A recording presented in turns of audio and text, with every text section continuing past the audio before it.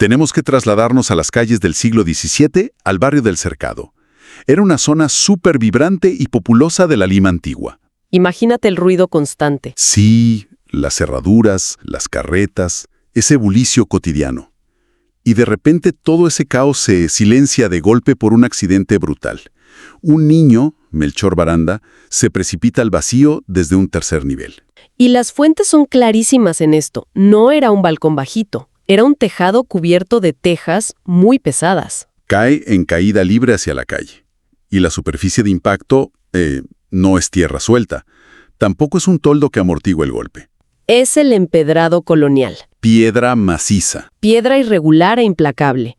Desde esa altura, un cuerpo humano, y especialmente el de un niño, alcanza una velocidad terminal que convierte cualquier colisión en un evento catastrófico. A ver, para dimensionar la fuerza de este impacto, hablemos de física pura. La cabeza de un niño, contra adoquines, cayendo desde 3 pisos, genera una fuerza de desaceleración brutal. El cuerpo humano simplemente no está diseñado para soportar eso. Definitivamente no. Es comparable, en términos de transferencia de energía cinética, al trauma de una colisión vehicular moderna. Imagina ir a altísima velocidad, salir despedido sin cinturón de seguridad y que el cráneo absorba toda la fuerza contra el asfalto en una fracción de milisegundo. Es una analogía perfecta. La devastación estructural es inmediata. Y fíjate que esto no es una suposición moderna. Los documentos capturan la escena a través de los ojos de los testigos presenciales. Personas con nombres y apellidos. Exacto. Individuos con oficios claramente identificados en las actas. Ellos corren hacia el niño y al ver la escena lo dan por muerto en el acto. La brutalidad del choque fue tan, pero tan evidente que ni siquiera se documenta un intento de primeros auxilios. ¡Wow! Pero, me pregunto sobre la fiabilidad de esos testigos iniciales. O sea, en medio de un accidente tan gráfico, el pánico puede distorsionar la percepción de cualquiera. Claro, es lo más normal. Podría ser que los transeúntes simplemente se asustaran al ver mucha sangre y asumieran lo peor de manera precipitada. Es una duda súper válida. Esa presunción de muerte habría sido cuestionable si solo viniera de transeúntes aterrorizados, pero fue una deducción crudamente lógica que los especialistas médicos respaldaron por completo. Los que llegaron a la escena minutos después. Así es. Y esto nos lleva a la segunda fase probatoria de las fuentes. Es el parte médico oficial. Cuando los cirujanos y médicos locales examinan a Melchor ahí mismo, en el empedrado, emiten un diagnóstico que no deja espacio para la ambigüedad. ¿Qué dicen exactamente? Documentan una fractura con minuta de cráneo. Espérate. Mi entendimiento de la anatomía sugiere que una fractura con minuta es un término médico muy específico. No estamos hablando de una simple fisura, ¿cierto? Para nada. Lo fascinante aquí es la exactitud forense con la que los cirujanos coloniales describen el daño, y esto sin tener las herramientas de diagnóstico por imágenes que tenemos hoy. 0 radiografías. 0. Una fractura con minuta implica que el hueso no solo se quebró, sino que estalló por completo. ¡Qué fuerte! Sí, la bóveda craneal se astilló en múltiples fragmentos que colapsaron hacia el interior de la cavidad. La integridad estructural del cráneo quedó destruida. Básicamente, perdió su capacidad para proteger el órgano más vital. Pero quiero hacer una pausa y presionar un poco sobre este diagnóstico histórico. A ver, la medicina de 1640 no tenía tomografías computarizadas ni resonancias magnéticas. ¿Es verdad? Entonces, ¿existe algún margen de error real aquí? Es posible que los cirujanos coloniales se hayan confundido. Digamos que fuera una laceración masiva del cuero cabelludo, que sangra profusamente y crea un hematoma gigantesco. Algo visualmente espantoso, pero con el cerebro intacto. Es una objeción fundamental. Cualquier investigador moderno debe plantear esa misma duda para descartar un diagnóstico falso. Sin embargo, los registros bloquean esa salida de manera tajante. ¿Cómo la bloquean? Añadiendo un detalle clínico insoslayable y visible a simple vista: exposición y pérdida de masa encefálica. O sea, pérdida visible. Exacto. Los cirujanos no estaban deduciendo el daño interno a través de la piel intacta, estaban observando físicamente el tejido del cerebro fuera de la cavidad craneal. Estaba esparcido en la herida, acompañado de una hemorragia arterial incontrolable. Pérdida real de tejido cerebral. El cerebro físico estaba expuesto a los elementos de una calle pública. Así es. Y hay que desglosar lo que esto significa a nivel fisiológico para entender la gravedad del asunto. Ante una fractura de esta magnitud y una hemorragia intracraneal tan masiva, la presión dentro del cráneo se dispara exponencialmente. Claro, el cráneo es un espacio cerrado. Y este aumento de presión aplasta el tronco encefálico, interrumpiendo el flujo de oxígeno. En cuestión de minutos, las funciones autónomas como la respiración y el ritmo cardíaco comienzan a fallar. Me entiendo. Hoy en día, un paciente así requeriría neurocirugía inmediata. Inmediata. Cirugía para descomprimir, unidades de cuidados intensivos, ventiladores mecánicos y un arsenal de antibióticos de amplio espectro para evitar la sepsis masiva. En la Lima del siglo XVII, la supervivencia a ese cuadro es biológicamente imposible. O sea, no es una cuestión de que el paciente estuviera grave o en estado crítico. Es que el cuerpo humano sencillamente no tiene mecanismos de contingencia internos para sobrevivir a la destrucción del centro de mando. Sin soporte vital avanzado, es impensable. Y los cirujanos de la época tenían la experiencia empírica para saberlo. Actuaron con un rigor profesional impecable. ¿No dieron falsas esperanzas? No. No ofrecieron falsas esperanzas a la familia ni prescribieron tratamientos inútiles. Emitieron un desahucio rotundo. Dictaminaron que la muerte cerebral o física era inminente. Era solo cuestión de una breve agonía. Exactamente. Solo esperaban que el corazón de Melchor se detuviera por el fallo sistémico. Entonces tenemos un escenario clínico cerrado. La ciencia médica de la Lima colonial decreta el final porque ha agotado sus límites. Y es justo en este abismo de impotencia absoluta donde el caso da un giro que altera por completo el curso de la biología. Así es, ante un diagnóstico cerrado y una ciencia incapaz de actuar, la familia recurre a una medida desesperada. Ante la certeza ineludible de la muerte, buscan una intercesión divina. Sí, los documentos detallan que la familia y los presentes recurren a lo que en las actas se denomina la teliña, un pequeño trozo de tela que formaba parte del hábito de Fray Martín de Porres. Y el detalle clave es cómo lo utilizan. No lo colocan en un altar ni lo usan simplemente para rezar a distancia. No, para nada. Tillados que seguían sangrando a borbotones. Y el expediente judicial es meticuloso al detallar el efecto inmediato de este acto, un efecto que dejó atónitos a todos los presentes y muy en especial a los propios cirujanos que habían emitido el desahucio minutos antes. ¿Qué pasó exactamente en ese momento? En el instante exacto de la aplicación, el sangrado masivo, esa hemorragia arterial incontrolable que mencionamos, se detiene de forma súbita. Aquí es donde se pone realmente interesante. Analicemos la fisiología de la coagulación un segundo. Detener una hemorragia craneal masiva de manera instantánea es anatómicamente absurdo. Totalmente absurdo. Para que la sangre coagule, se requiere una cascada química súper compleja, donde las plaquetas se agrupan lentamente y el fibrinógeno crea una malla. Esto toma tiempo. Mucho tiempo. No ocurre en milisegundos ante una arteria seccionada. Pero el cese del sangrado es solo el comienzo. El niño, que debía estar sumido en el coma más profundo posible, debido al trauma cráneoencefálico, recupera el conocimiento en el acto y vuelve a hablar. Y esto plantea una pregunta importantísima sobre la neurobiología del trauma.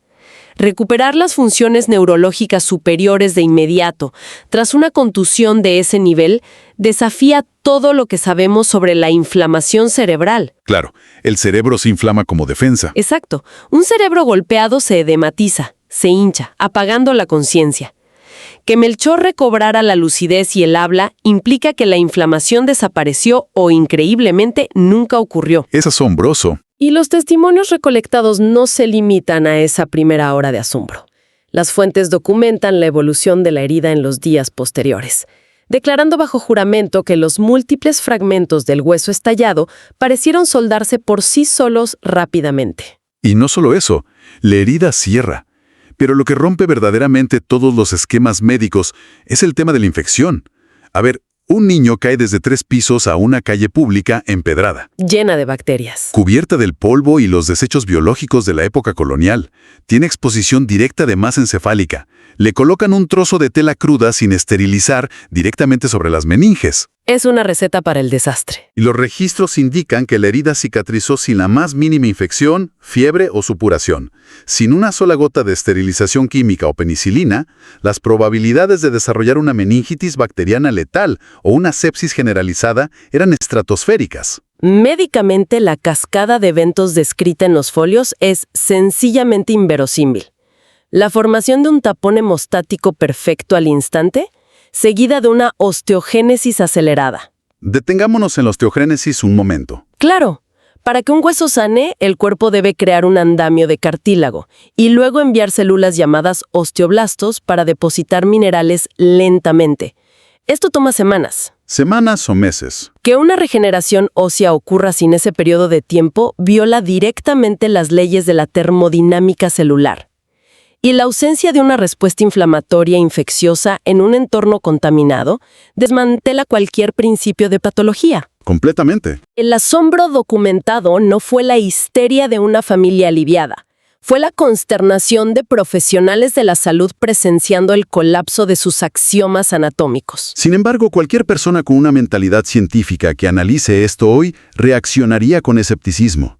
Un evento tan espectacular genera naturalmente dudas. Por supuesto. Podría surgir el argumento de que, quizás, el dolor extremo y el trauma generaron un pico masivo de adrenalina. Un shock sistémico tan severo que provocó una vasoconstricción extrema en todo el cuerpo, frenando el flujo de sangre momentáneamente. Un espejismo fisiológico. Exacto, un espejismo impulsado por hormonas del estrés, antes del inevitable declive y muerte del paciente horas después. Y esa es precisamente la objeción naturalista que hace de este caso un hito forense histórico. Un alivio momentáneo por adrenalina es anecdótico y hasta cierto punto médicamente explicable. Pero la historia no termina en esa calle. No.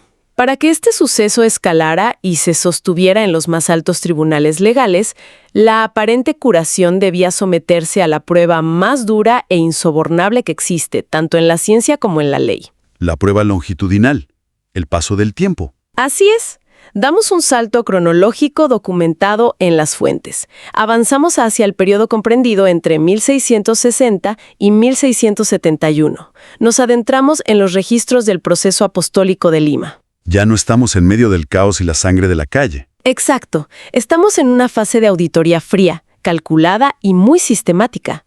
El tribunal tiene un mandato explícito en ese momento: rastrear el paradero de Melchor Baranda décadas después del accidente y documentar bajo juramento su estado de salud actual. Y el hallazgo judicial es que Melchor no solo sobrevivió a la semana del accidente, es un adulto maduro. Un hombre hecho y derecho. Ha vivido décadas desde que su cráneo impactó el empedrado, y las actas lo describen como un individuo completamente funcional, que opera con normalidad en la sociedad limeña. Y aquí radica el peso irrefutable de la curación, al analizar las secuelas ausentes. Según los principios fundamentales de la neurología, un individuo que sufre la destrucción parcial de la bóveda craneal y la pérdida física de tejido encefálico debe desarrollar déficits permanentes. Claro, a diferencia de la piel, el sistema nervioso central no regenera neuronas perdidas a gran escala tras un trauma contundente. Nunca. El resultado natural a largo plazo habría sido una parálisis motora severa, afectando un hemisferio del cuerpo, dependiendo de qué área de la corteza motora se esparció en la calle. Exactamente. O bien, la pérdida de la capacidad para articular el lenguaje o comprenderlo, una condición conocida como afasia. Además, existe un problema mecánico inevitable en estos casos. ¿Cuál es? Cuando el cerebro sufre un trauma físico, desarrolla tejido cicatrizal, conocido como gliosis. Esta cicatriz en el cerebro es un foco altísimo para el desarrollo de cortocircuitos eléctricos incontrolables. Convulsiones. Lo que en los documentos de la época los médicos llamaban alferesía, ataques de epilepsia recurrentes. Así es. Pero el Tribunal del Proceso Apostólico verifica, mediante múltiples testimonios bajo amenaza de perjurio, que el Melchor adulto no padecía de parálisis. ¡Wow! Ni de afasia, ni de ataques de alferesía. No presentaba ninguna disfunción cognitiva o motora. En la terminología médica y pericial utilizada por estos tribunales, a este nivel de restitución celular completa se le conoce como una curación quad eventum. Lo cual significa que es una curación perfecta, total y, lo más importante, duradera en el tiempo. Sin secuelas, sin regresiones degenerativas y sin recaídas. Esta integridad funcional comprobada a largo plazo elimina por completo la teoría de la vasoconstrucción por adrenalina. También elimina el efecto placebo o una remisión temporal. Claro, no hay placebo que dure 30 años para un daño estructural. ¿Para nada? Para que no hubiera secuelas, las vías neuronales complejas y el tejido cortical dañado tuvieron que regenerarse estructuralmente, algo que la ciencia actual todavía no puede mapear ni replicar. Es como si una computadora sufriera la destrucción física de su procesador principal y todo su panel de cableado eléctrico. No solo esperas que la pantalla se apague inmediatamente, sino que el equipo quede inservible. Queda como chatarra. Exacto. Pero aquí, sin embargo, es como si los circuitos astillados volvieran a soldarse por sí solos y la electricidad volviera a fluir sin provocar un solo cortocircuito durante 30 años. Es un afurdo estructural. Entonces, ¿qué significa todo esto cuando pasa del ámbito médico al ámbito legal de la época? Significa que una evidencia tan contundente no iba a ser archivada en Lima como una simple rareza local. Toda esta documentación longitudinal cruzó el Océano Atlántico. Rumbo a Europa. Sí, todas las pruebas recolectadas bajo juramento y el minucioso seguimiento hasta la edad adulta fueron enviadas a Roma. El expediente se iba a enfrentar al nivel de escrutinio burocrático, legal y científico más exigente del mundo occidental en el siglo XVIII. Llegamos al año 1763, otra fecha clave en nuestras fuentes. El expediente Baranda entra a las oficinas de la Sagrada Congregación de Ritos, durante el papado de Clemente XIII. Y aquí entra al ruedo uno de los conceptos institucionales más fascinantes de este proceso de auditoría. La figura del promotor de la fe. A quien la historia conoce coloquialmente como el abogado del diablo. Si conectamos esto con el panorama general de cómo se validan estos eventos, la función del abogado del diablo era fundamental. Su trabajo no era confirmar el milagro, era exactamente lo contrario. Su misión era destruir el caso. Su misión institucional era la demolición absoluta de la evidencia. Su objetivo era buscar implacablemente cualquier fisura lógica, médica o científica que pudiera ofrecer una explicación natural, por muy improbable que fuera, al evento documentado en Lima. Y es crucial entender que los jueces e investigadores del siglo XVIII no eran personas crédulas dispuestas a aceptar la magia, sino más, eran los auditores forenses de su tiempo. Eran sumamente escépticos. El abogado del diablo buscaba evidencias de fraude sistemático, posibles exageraciones en los testimonios originales, o intentaba probar que los cirujanos de 1640 erraron por completo en su diagnóstico inicial. Incluso buscarían probar si el adulto examinado décadas después era realmente el mismo niño del accidente. Tenían acceso a todo el archivo, la exposición cerebral documentada y las actas de ausencia de epilepsia 30 años después. El rigor era implacable. Y la resolución del Tribunal Vaticano resultó ser profundamente analítica. No fue un fallo impulsado por el misticismo, sino un dictamen fundamentado estrictamente en el agotamiento total de las variables explicativas. Se quedaron sin opciones naturales. Literalmente. El abogado del diablo de su equipo de peritos médicos de la época no lograron encontrar ninguna cadena causal de biología, patología o anatomía que justificara la recuperación estructural de un cerebro aplastado contra el empedrado. De hecho, la ausencia misma de una explicación científica fue lo que dotó de validez al caso ante el tribunal. Fue la imposibilidad clínica, demostrada en los documentos, de explicar la regeneración neurológica y ósea sin secuelas. Eso fue lo que convenció a los jueces de la congregación. Un fallo basado en la exclusión forense. Al dictaminar formalmente que Melchor Baranda vivió su etapa adulta con una salud neurológica intacta tras un daño letal comprobado, el tribunal reconoció que la ciencia forense carecía de respuestas naturales para el evento. El tribunal eclesiástico esencialmente declaró mediante sus actas que habían examinado cada ángulo médico posible, que auditaron cada testimonio y que la fisiología humana dicta que la supervivencia y sanación en estos términos es simplemente imposible. Y ese vacío científico, blindado por décadas de procesos legales, se transformó en la pieza angular, la prueba definitiva inquebrantable que culminó en la beatificación de San Martín de Porres.